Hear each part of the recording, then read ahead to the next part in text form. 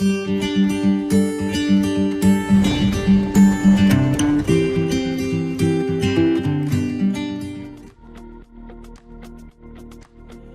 Friends, मैं doctor Kajal Mangukiya, practising gynaecologist, obstetrician, IVF specialist and cosmetic gynaecologist.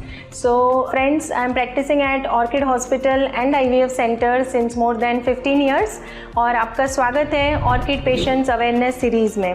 और आज मैं इन डिटेल आपको बताने वाली हूँ कि basically what is a vaginal HIFU procedure और यह प्रोसीजर का मैकेनिज्म ऑफ एक्शन क्या होता है, कौन से पेशेंट को वजाइनल हाइफू से फ़ायदा हो सकता है, यह प्रोसीजर के क्या क्या कॉम्प्लिकेशंस होते हैं, pre procedure and post procedure आपको क्या ध्यान रखना है, इस सारी बात मैं आज इस वीडियो के माध्यम से आपको बताने वाली हूँ.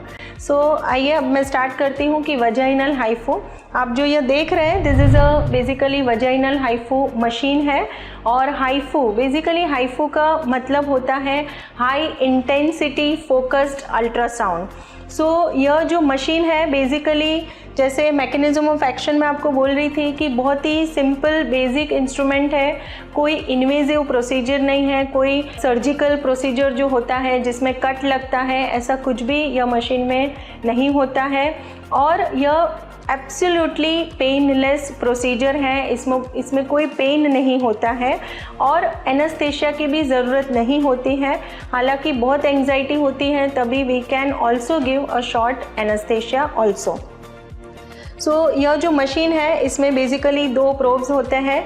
यह जो प्रोब है दिस इज़ 4.5 mm का कार्ट्रिज होता है और 3 mm का कार्ट्रिज होता है. सो यह दो कार्ट्रिज इस तरीके से होते हैं. सो 4.5 mm का जो कार्ट्रिज है बेसिकली इसका जो मैकेनिज्म ऑफ एक्शन है कि एस मास लेयर जो होता है वजाइना में जो टिश्यूज़ है basically it is a organized fibrous layer जो होता है वहाँ पे यह एक्ट करता है.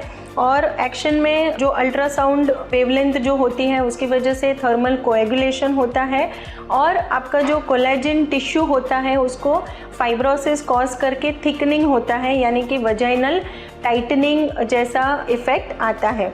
दूसरा जो है दैट इज़ 3 mm कार्ट्रिज होता है. यह कार्ट्रिज जो है इसकी जो मैकेनिज्म ऑफ एक्शन है यह सब म्यूकोजल लेयर जो है वहाँ पे इसका एक्शन होता है.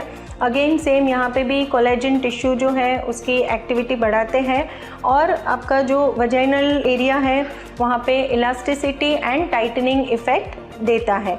सो यह मैंने आपको पूरा यह मशीन के बारे में और इसका जो मैकेनिज्म ऑफ एक्शन है उसके बारे में बताया. अभी नेक्स्ट सवाल आपके माइंड में आता होगा कि कौन से पेशेंट में यह प्रोसीजर से बेनिफिट हो सकता है.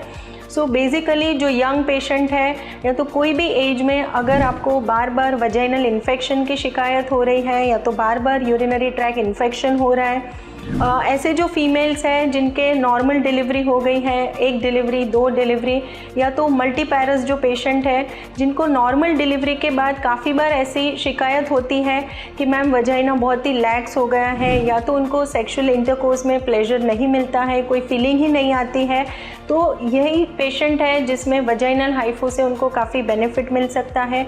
दूसरे जो पेशेंट है जो प्री मिनोपॉजल है या तो पोस्ट मिनोपॉजल है, सिनाइल वजाइनाइटिस यानी कि आपके जो वजाइनल टिश्यूज़ है बिकॉज ऑफ द मिनोपॉज जो ईस्ट्रोजन हार्मोन जो है उसकी मात्रा कम होने लगती है और आपके वजाइना में बिकॉज ऑफ ड्राइनेस आपको इचिंग बर्निंग सेंसेशन फील होती है. तो ऐसे पेशेंट के लिए भी वजाइनल हाइफू ट्रीटमेंट बहुत ही एक वरदान जैसे हो सकता है उनके लिए. और दूसरे पेशेंट है जिनको वजाइनल या तो लेबियल सैगिंग है, ऐसे पेशेंट में भी हाइफू ट्रीटमेंट से काफ़ी अच्छे रिजल्ट मिलते हैं. अभी हम आगे बात करते हैं कि कॉम्प्लिकेशन. सो वैसे आप देख सकते हैं कि it is a non invasive procedure, जैसे मैंने पहले ही बताया. यहाँ पे कोई पेन नहीं होता है या तो कोई एनेस्थेशिया की भी ज़रूरत नहीं होती है, कोई सर्जरी परफॉर्म नहीं होती है. तो as such this is a procedure कि जहाँ पे कोई भी कॉम्प्लिकेशन एज सच देखे जाते नहीं है. अभी आपको अगर आपने डिसाइड किया है कि वजाइनल हाइफू प्रोसीजर करवाना है तो प्री प्रोसीजर आपको क्या क्या प्रिकॉशंस लेने हैं और पोस्ट प्रोसीजर क्या प्रिकॉशंस लेने हैं। तो प्री प्रोसीजर बेसिकली आपके ड्यूरिंग द मेंसेस हम यह प्रोसीजर नहीं परफॉर्म कर सकते हैं। दूसरा कि आपको यदि कोई मेडिकेशंस चल रही है जैसे इकोस्पिरिन है या तो कोई भी ब्लड थिनिंग एजेंट्स जो होते हैं वह अगर शुरू है तो एटलीस्ट आप 48 आवर्स टू 1 वीक पहले आपको उसको बंद करना है।